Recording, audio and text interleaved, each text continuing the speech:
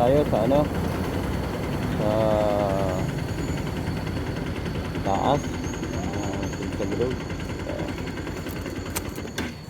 Malamig-lamig po dito ng konti.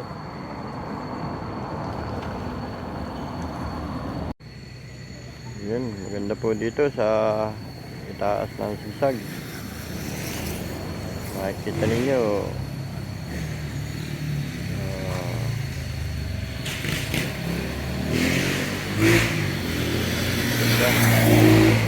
malamig.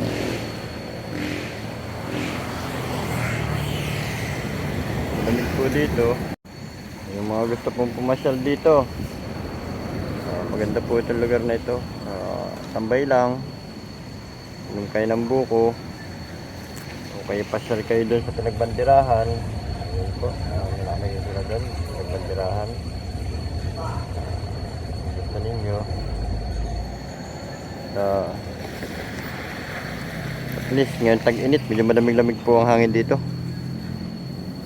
At may mga ano sila dito, medyo cottage na pagpapahingahan. Kaya maganda po dito.